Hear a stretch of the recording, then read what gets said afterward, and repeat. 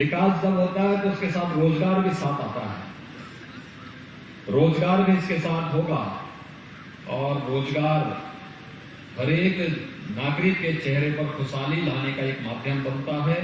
मैं इस अवसर पर चौक के सभी नागरिकों को जिन्हें नगर पंचायत मिली है, पनियरा, परतावल, ब्रिजमनगंज के सभी नागरिकों को, इनसे जुड़े हुए हमारे जो विधायक और माननीय सांसद हैं, इन सबको भी हृदय से बधाई देता हूं। आप सबके प्रति मैं अपनी शुभकामनाएं देता हूं। वास्तव में पर्व और त्योहार हम सब की खुशहाली का आधार बने, यही तो भारतीय मनीषा की मंशा थी। पर्व और त्योहार हर्ष और उमंग के माध्यम हमारे होने चाहिए। ये हर्ष और उमंग केवल एक विशिष्ट आयोजन के साथ ही न हो, बल्कि हमारे जीवन का हिस्सा बने। जीवन की सुगमता प्रधानमंत्री मोदी जी ने इसीलिए उस पर जोर दिया कि हर गरीब को मकान मिले, हर गरीब को शौचालय मिले, हर गरीब के घर तक विद्युत का कनेक्शन आ जाए, हर विद्युत को रसोई गैस का कनेक्शन मिल जाए, हर गरीब के यहां पर्यटन की सुविधाओं का विकास हो। यानी विकास हर एक स्तर पर होना चाहिए। और विगत 4 वर्ष के दौरान प्रदेश के अंदर जो विकास हुआ वह आप सबके सामने है। हमारे माननीय सांसदगण, विधायकगण, पदाधिकारीगण प्रदेश सरकार के 4 वर्ष के कार्यकाल के उपलक्ष्य में आपके बीच में आए होंगे। इन्होंने उस समय बताया होगा कि सरकार की कार्य पद्धति कहां से प्रारंभ हुई। मार्च 2017 में सरकार बनने के बाद हम लोगों ने सबसे पहला कार्य ही किया था किसानों का कर्ज माफी का। और मुझे अनुमान है कि अकेले महाराजगंज जनपद में 1 लाख किसान परिवारों का कर्ज माफी का कार्यक्रम संपन्न हुआ था। लगभग 1 लाख के आसपास की संख्या। इतनी बड़ी संख्या में, इसका मतलब 1 लाख का मतलब 5 लाख लोग सीधे सीधे उस योजना के अकेले महाराजगंज जनपद में लाभान्वित हुए।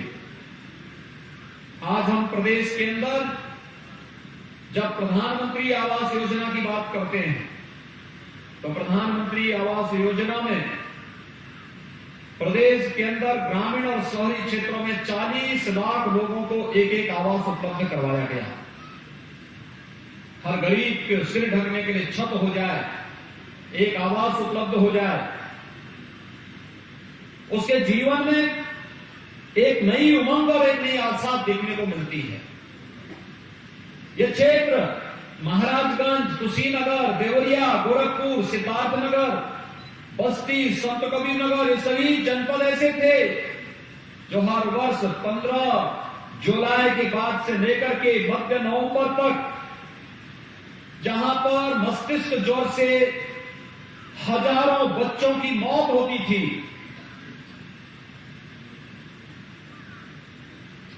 एक से लेकर के 15 वर्ष तक के इन बच्चों का मौत का सिलसिला 1977 से लेकर के 2017 तक लगातार जारी रहा। लेकिन भाइयों बहनों, जो लोग आपको जाति के नाम पर बांटते हैं, जो लोग मत और मजहब के आधार पर बांटने का कार्य करते हैं, इन लोगों ने कभी भी इन सभी क्षेत्रों में होने वाली मौतों पर संवेदना दिखाने का प्रयास नहीं किया। जब उनकी सरकारें थी तब न स्वास्थ्य की सुविधा थी, न शौचालय की व्यवस्था की और न ही पेयजल की व्यवस्था की।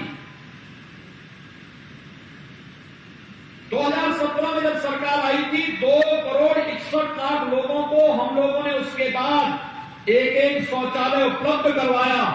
और यही नहीं, अब तो हर ग्राम पंचायत में एक सामुदायिक शौचालय भी बन रहा है और सामुदायिक शौचालय के साथ एक गांव की महिला लाभार्थी को वहां नौकरी देकर के 6,000 रुपए महीने की देखभाल की व्यवस्था के साथ ये सुविधा भी दी जा रही है। प्रदेश के अंदर 58,000 से अधिक महिलाओं को ऐसे रोजगार के साथ हम लोगों ने प्रदेश के अंदर जुड़ा है। यानी ये कार्यक्रम, ये स्वच्छ भारत अभियान का कार्यक्रम जिसमें घर घर शौचालय बनाए गए, इसने स्वच्छता के प्रति आम नागरिक को प्रेरित किया और इसी के कारण केवल 2 अभियान, स्वच्छ भारत अभियान और शुद्ध पेयजल की आपूर्ति के कारण आज मस्तिष्क ज्वर 75 से 80% नियंत्रण हुआ है और मौत के आंकड़ों को भी हम लोगों ने 95% से अधिक नियंत्रण करने में सफलता प्राप्त की। अब मौत इंसेफ्लाइटिस से नहीं हो सकती। इंसेफ्लाइटिस ने जो सफलता मॉडल प्रदेश सरकार ने खड़ा किया, आज उसका हम लोगों ने पिछले 1 वर्ष के अंदर, जब दुनिया कोरोना से मर रही है, आपने देखा होगा अमेरिका दुनिया की सबसे बड़ी ताकत, सबसे विकसित देश, 33 करोड़ की आबादी अमेरिका की है, 5 लाख से ज्यादा लोग मर चुके हैं कोरोना से।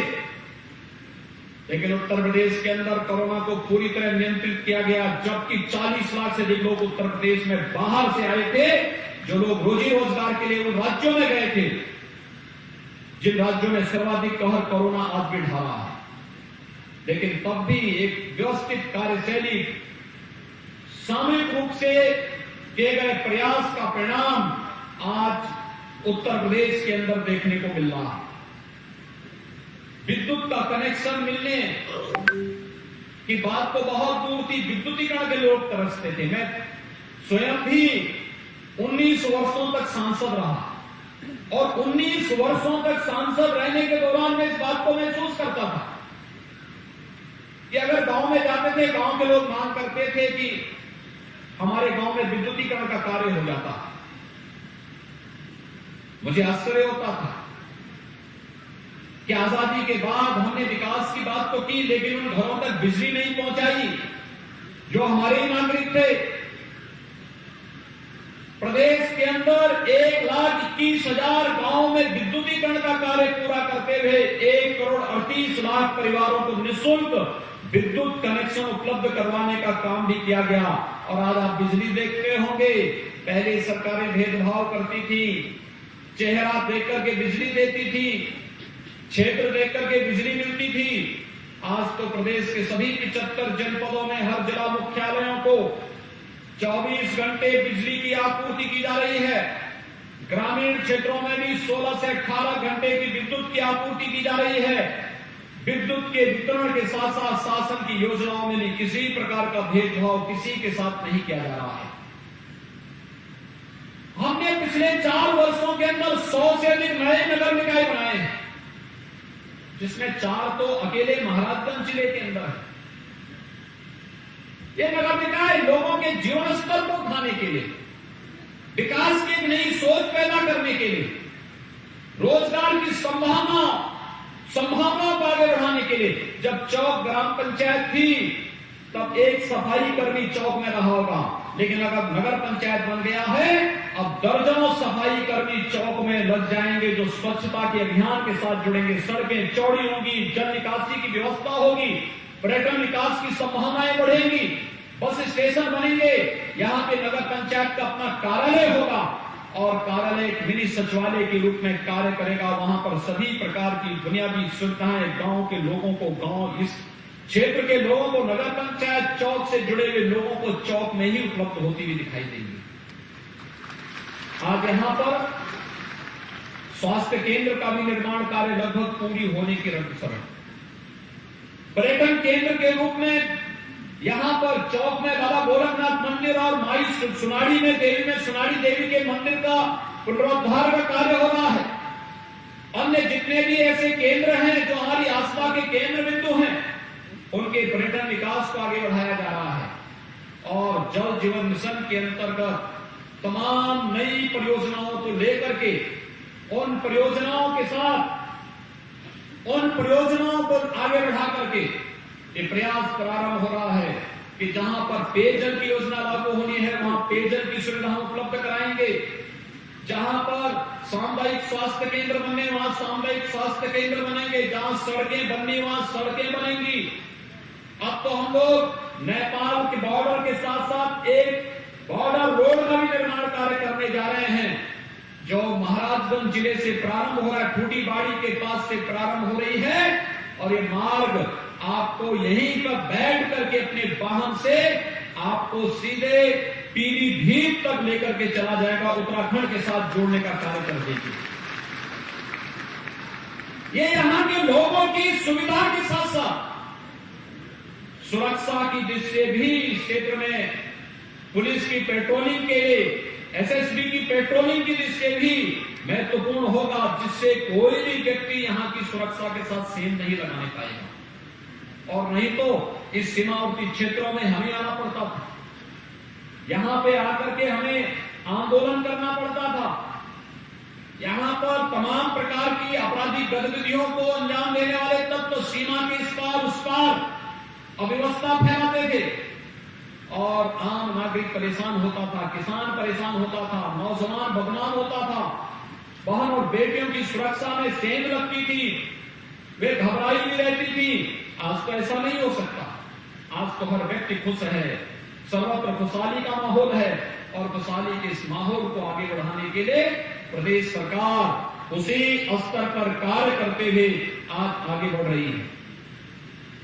मुझे आज प्रसन्नता है कि चौक बाजार में जो गांव था, बड़ा गांव था, लोग बहुत दिनों से मांग कर रहे थे कि चौक में यहां पर ये नगर पंचायत हो जाती तो अच्छा रहता।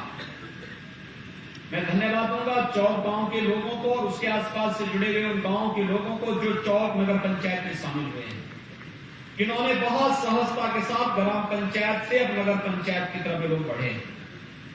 और विकास अगर अच्छी दिशा में आप लोग किए तो आज तो नगर पंचायत बनी है, इसके बाद नगर पालिका बनेगी और आबादी 5 लाख से ऊपर जब किसी नगर पालिका परिषद की हो जाती है तो नगर निगम भी बन जाता है। नगर निगम बनने का मतलब सभी प्रकार की आधुनिक सुविधा वहां पर उपलब्ध होती हुई दिखाई देती है, व्यक्ति का जीवन स्तर उठता है, रोजगार और नौकरी की संभावनाएं बनती हैं, ये सभी चीजें एक साथ जुड़ती हैं। यहां पर नई नई चीजें बनेंगी, नई नई चीजें देखने को मिलेंगी।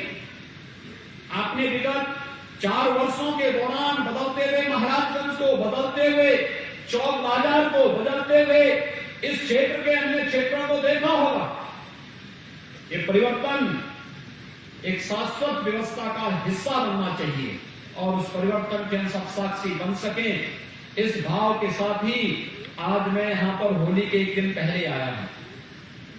याद रखना, हमारे पर्व हर उमंग और उत्साह के होते हैं। पिछली बार मैं शिवरात्रि के दिन आया था और शिवरात्रि के दिन आकर के यहां पर मुझे दर्शन करने का भी सौभाग्य प्राप्त हुआ था और साथ साथ यहां की तमाम उन परियोजनाओं के साथ हम लोग जुड़े थे। आज होली के 1 दिन पहले आप सबके साथ जुड़ने, यहां पर मिलने, योजनाओं के लोकार्पण करने और नई परियोजनाओं को यहां पर देने का एक अवसर मुझे प्राप्त हुआ है। मैं यहां के प्रशासन से कहूंगा, हम लोग चारों नगर पंचायतों के लिए धन आवंटित करने जा रहे हैं। बजट में हमने व्यवस्था कर दी है और अप्रैल के बाद यहां पर चारों नगर पंचायतों के भवन निर्माण का कार्य युद्ध स्तर पर प्रारंभ हो, यह अभी से प्रक्रिया प्रारंभ हो जानी चाहिए।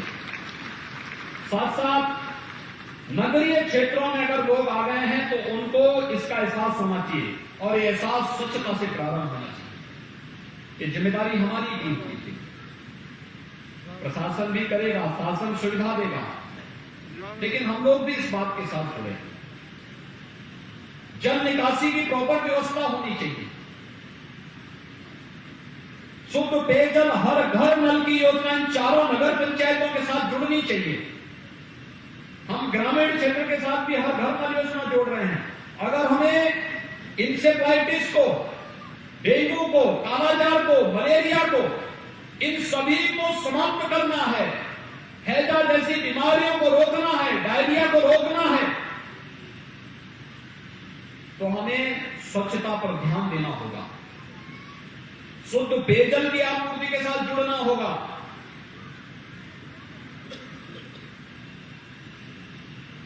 प्रधानमंत्री आवास योजना के साथ इन कार्यक्रमों को आगे बढ़ाना पड़ेगा। चौक नगर पंचायत में, परतावल में, पनियरा में, बिजमनगंज में प्रधानमंत्री आवास जिन्हें मिल गया था वे तो सौभाग्यशाली हैं ही जिन्हें नहीं मिल पाया है, अब नगर पंचायत का हिस्सा हो गए हैं और यहाँ पे नियमों में शिथिलता देते हुए व्यवस्था बनाई गई है कि जिनकी वार्षिक आय 3 लाख से कम है और उनके पास अपनी जमीन है या पात्रता की श्रेणी में वो आ सकते हैं, या अगर किसी का पुराना जर्जर मकान है, झोपड़ी है, उसको भी प्रधानमंत्री आवास योजना के लिए अंदर अनुमन्य कर दिया गया है। इन चारों नगर पंचायतों के साथ साथ यहाँ की जितने भी नगर निकाय हैं, जिला प्रशासन को चाहिए उन ऐसे लाभार्थियों की सूची तैयार करते हुए उन्हें प्रधानमंत्री आवास योजना का लाभ देना चाहिए, जिससे हर गरीब के पास अपना मकान हो सके। अच्छी सुविधा होनी चाहिए, स्ट्रीट लाइट लेनी चाहिए, लाइट जलती हुई दिखाई देनी चाहिए, सड़कें चौड़ी और अच्छी होनी चाहिए। प्लानिंग और विकास के साथ हम सबको जुड़ना होगा। ये विकास होगा तो हर एक के जीवन में खुशहाली आएगी। मैं महाराजगंज जनपद के अपने माननीय सांसद और विधायकों को इस बात के लिए भी धन्यवाद दूंगा कि आजादी के बाद प्रदेश के अंदर लगभग 100 के आसपास गांव ऐसे थे जिन गांवों में कोई सुविधा नहीं प्राप्त हो पाई थी, उन्हें बनटांगिया गांव कहते थे। और आज महाराजगंज के ही लगभग 18 गांव हैं जिन्हें हमने राजस्व गांव घोषित करके उनका नाम मतदाता सूची में भी डलवाया है। पहली बार वहां प्रधान का चुनाव होने जा रहा है। इस बार पहली बार प्रधान का चुनाव लोग करेंगे आजादी के बाद, और प्रधान के चुनाव के साथ ही वहां पर सड़क की सुविधा दी जा रही है। ज्यादातर लोगों को मुख्यमंत्री आवास योजना में हम लोगों ने आच्छादित कर दिया है। आजादी के बाद पहली बार उन्हें राशन कार्ड की सुविधा मिली है। उन गांवों में विद्यालय बन रहे हैं, स्वास्थ्य केंद्र बन रहे हैं, वृद्धावस्था पेंशन, विधवा पेंशन, निराश्रित महिला पेंशन, दिव्यांगजन पेंशन की सुविधा का लाभ उन लोगों को उपलब्ध कराया जा रहा है। और महाराजगंज जनपद के तो बनटांगिया गांव में एक मिसाल प्रस्तुत की है कि हम यहाँ पे कॉन्ट्रैक्ट फार्मिंग करेंगे, सामुदायिक खेती के माध्यम से कई गुना आमदनी चुकंदर उत्पादन के क्षेत्र में उन्होंने एक नए अन्य कदम को उठाते हुए यहाँ के किसानों की खुशहाली के लिए कार्य करना प्रारंभ कर दिया है। ये है प्रगति का मापदंड। सरकार ने उन्हें राजस्व गांव घोषित किया और इन गांवों ने अपनी मेहनत से प्रशासन के साथ और जनप्रतिनिधियों के सहयोग और सानिध्य से आज वहां पर कॉन्ट्रैक्ट फार्मिंग करना प्रारंभ कर दिया है। ये कॉन्ट्रैक्ट फार्मिंग कई गुना उनकी आमदनी को बढ़ाएगा। जो लोग आज किसानों को गुमराह करने का कार्य कर रहे हैं, मैं उनसे पूछना चाहता हूं कि उन्हें कम से कम महाराजगंज के बनटांगिया गांव में आकर के देखना चाहिए कि कॉन्ट्रैक्ट फार्मिंग कैसे होती है। और जो लोग शहरों में रह करके शहरी मूर्ख बनना चाहते हैं कि कॉन्ट्रैक्ट फार्मिंग का मतलब किसान की जमीन को ले लेना, इससे बड़ी बेवकूफी और क्या हो सकती है। कॉन्ट्रैक्ट फार्मिंग का मतलब किसान की संपत्ति और उनकी जमीन को लेने से नहीं है, बल्कि किसान को एक उनकी अपनी एक सोसाइटी बना करके उसके माध्यम से जब आप खेती प्रारंभ करेंगे तो उसको मैकेनाइज खेती भी कर सकते हैं। ज्यादा खेती को एक साथ अगर लोग करना प्रारंभ करेंगे तो उस खेती से वह नए तरीके, नए आधुनिक तरीके अपना करके कम लागत में ज्यादा उत्पादन करना प्रारंभ करेंगे। और जब भी ज्यादा उत्पादन खेती से प्रारंभ होगा तो ये ज्यादा उत्पादन स्वाभाविक रूप से उन किसानों के जीवन में नया परिवर्तन लाने का काम करेगा। उन्हें मुनाफा ज्यादा कमा, यानी 2 गुना से कई ज्यादा दाम लोग कमा सकते हैं। मैं पिछले दिनों गोरखपुर में ही था। मैं गोरखपुर में एक किसान ने अपने 2 बीघा खेत में, उनोला का किसान है, पिपराइच विधानसभा क्षेत्र में, पिपराइच विकास खंड का ही वो गांव भी है। उनोला का वो किसान 2 बीघा खेती में स्ट्रॉबेरी की खेती किया और वह एक प्रदर्शनी में किसान, जिस दिन किसान कल्याण मेला था गोरखपुर में, जब मैं उसका उद्घाटन करने के लिए गया तो मैंने पूछा वहां पर, मैं अचानक उस स्टॉल में गया और मैंने उस किसान से पूछा, मैंने कहा स्ट्रॉबेरी कहां से आया? उसने कहा मैं उत्पादन कर रहा हूं। मैंने कहा कहां? उसने कहा उनोला में, उनोला गांव में। मैंने कहा कितने में आपने किया? उसने कहा 2 बीघा में। मैंने कहा कुछ मुनाफा हुआ? उसने कहा हाँ। मैंने कहा कितने? उसने कहा 2 बीघा में 14 लाख का मैं स्ट्रॉबेरी बेचा हूं। 14 लाख का, मात्र 6 महीने के अंदर 14 लाख की स्ट्रॉबेरी बेचा हूं, 8 लाख का नेट प्रॉफिट कमाया हूं। भाइयों बहनों, ये प्रॉफिट अन्य किसान भी कमा सकते हैं। कहीं स्ट्रॉबेरी लगा करके, कहीं ड्रैगन फ्रूट लगा उसका उत्पादन करके, कहीं पर केले की खेती। केले तो महाराजगंज और आपका कुशीनगर जनपद पहले से विख्यात है, सब्जी की खेती करके। यहां पर पहले से ही गन्ने की खेती को यहां के लोग विगत 100 वर्षों से अधिक समय से गन्ने की खेती कर रहे हैं। यहां की जो पुरानी चीनी मिलें थी, वे चीनी मिलें भी 1905 से लेकर के 1920 और 30 के बीच में लगी थी। ये घुगली की चीनी मिल, आनंदनगर की चीनी मिल, सिसवा की चीनी मिल, ये जो पुरानी चीनी मिलें थी, ये उतनी पुरानी थी। इसका मतलब गन्ने की खेती उससे पहले से थी और गन्ने की खेती के माध्यम से उत्पादन, अधिक मुनाफा कमाना यहां के किसान पहले से करते थे। आज कॉन्ट्रैक्ट फार्मिंग का जो कानून है वह प्रधानमंत्री जी ने बार बार कहा है, वह एक विकल्प है, बाध्यता नहीं। किसान को लगता है उसे लाभ मिलेगा तो करे, नहीं लगता तो किसान कतई किसी के साथ कॉन्ट्रैक्ट न करें, उस पर निर्भर करेगा। लेकिन कुछ लोग जिन्हें विकास अच्छा नहीं लगता, वे लोग किसानों के कंधों पर बंदूक रख करके अव्यवस्था और अराजकता का माहौल पैदा करने का प्रयास कर रहे हैं। हम लोगों ने पिछले वर्ष धान का क्रय किया था 52 लाख मीट्रिक टन और अधिनियम लागू होने के बाद इस बार किसानों से धान क्रय हम लोगों ने किया था 68 लाख मीट्रिक टन, यानी लगभग 16 लाख मीट्रिक टन अधिक धान की क्रय किया। एमएसपी किसान के खाते में दिया। कहा जा रहा है कि मंडियां बंद हो जाएंगी। मंडियां तो बन रही है। आज भी हमने एक मंडी का शिलान्यास किया, महाराजगंज जिले में भी किया। ये गुमराह करने वाली बात वे लोग कर रहे हैं जिनको जमीनी हकीकत की जानकारी नहीं। और मैं धन्यवाद दूंगा महाराजगंज जनपद के सभी किसानों को, जिन किसान बंधुओं ने गुमराह हुए बगैर अपनी खेती की, उन्नत खेती की तरफ ध्यान देकर के महाराजगंज जनपद के अंदर हर एक नागरिक के जीवन में खुशहाली लाने का काम किया और किसान आंदोलन से अपने आप को दूर रखा कि नहीं, हमें इस प्रकार के किसी भी गुमराह हुए आंदोलन को जो अव्यवस्था और अराजकता का कारण बनेगा, हम इसमें समर्थन नहीं करेंगे। इस संकल्प के साथ जो लोग आगे बढ़े। एमएसपी सरकार इसकी गारंटी दे रही है। एमएसपी पे अभी हमने 1 अप्रैल से गेहूं क्रय केंद्र स्थापित होने जा रहे हैं।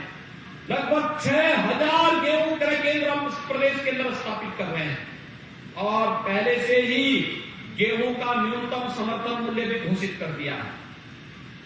ये किसान पर निर्भर करता है कि अगर न्यूनतम समर्थन मूल्य से भी दाम किसान को बाजार में मिलता है तो किसान स्वतंत्र होगा कि बाजार में अपना उपज देकर के वहां से ज्यादा मुनाफा कमा सकता है। लेकिन अगर किसान को बाजार में ज्यादा दाम नहीं मिल रहा है तो न्यूनतम समर्थन मूल्य के जो सरकारी क्रय केंद्र है, चाहे वह मार्केटिंग के द्वारा स्थापित किए गए हों, एफसीआई के द्वारा स्थापित हो, पीसीएफ के द्वारा, पीसीयू के द्वारा या जिस भी संस्था के द्वारा स्थापित किए गए हैं, उनमें आप जाइए, अपनी उपज को तोलिए और आपको 72 घंटे के अंदर आपके बैंक अकाउंट में पैसा मिल जाएगा, जिससे कोई बीच में लेन देन करने का दुस्साहस नहीं कर पाएगा।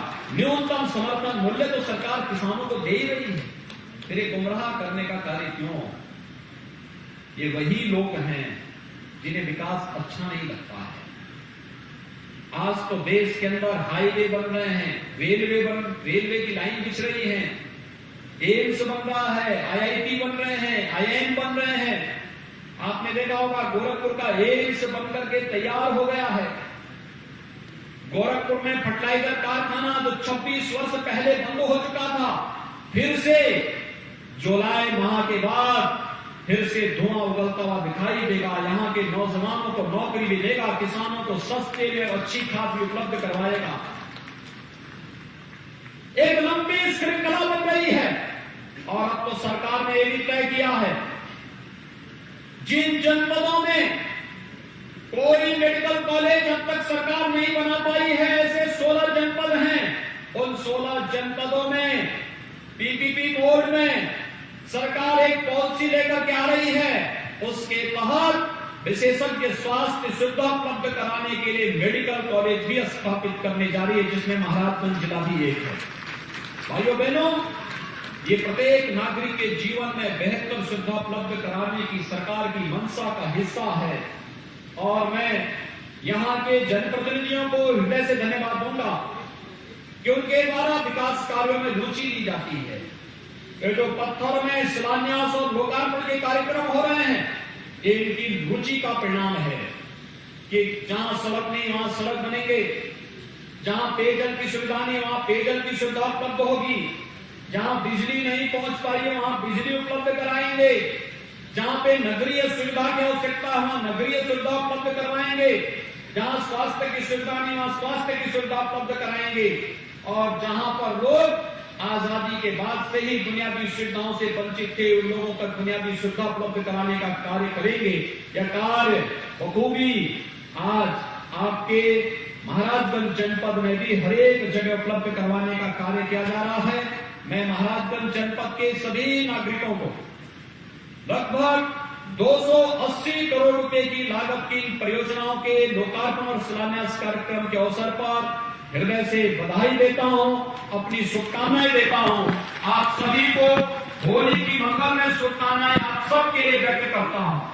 होली उत्साह और उमंग का पर्व है।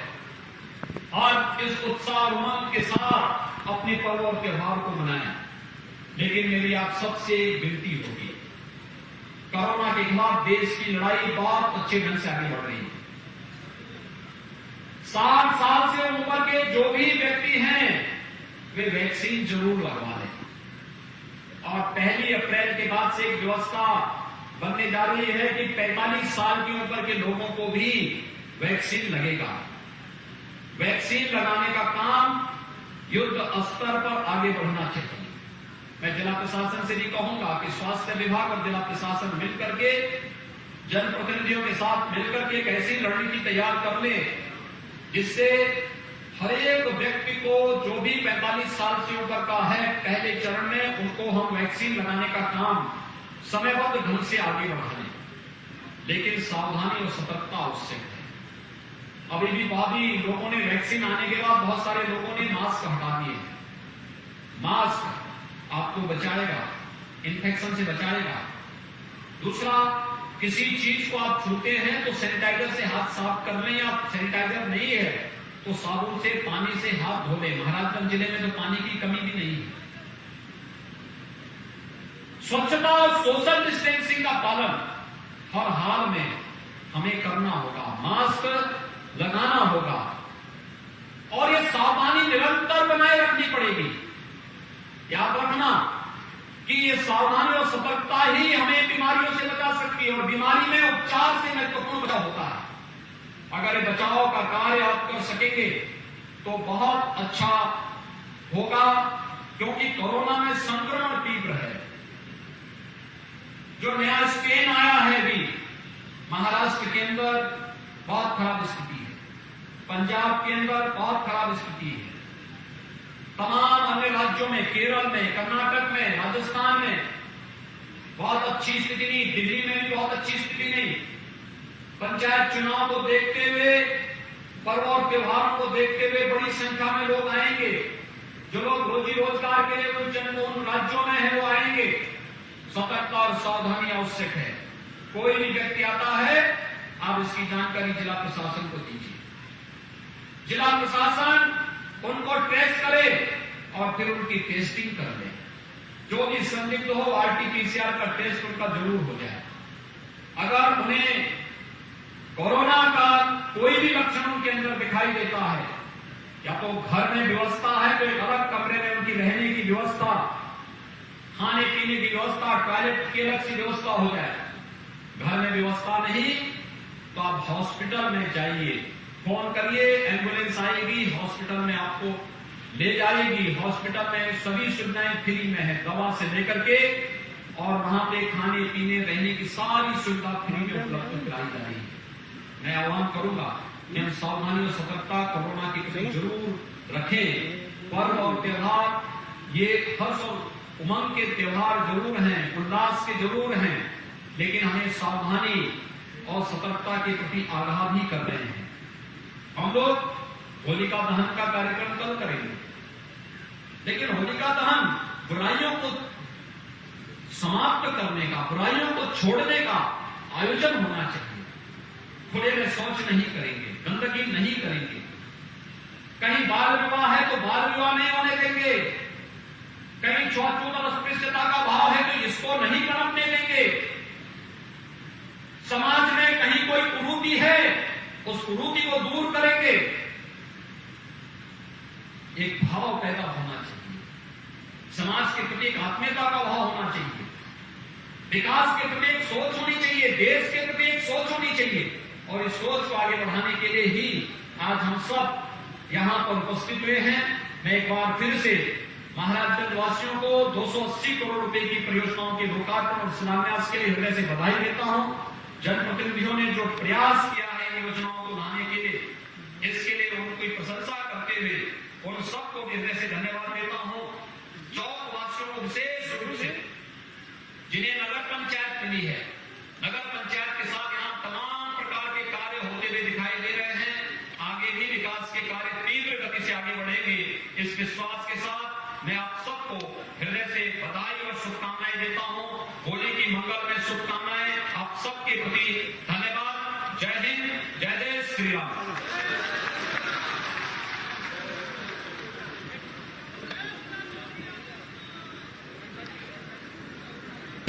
और अधिक खबरों की जानकारी के लिए हमारे न्यूज पोर्टल दबंगभारत.com पर जाएं।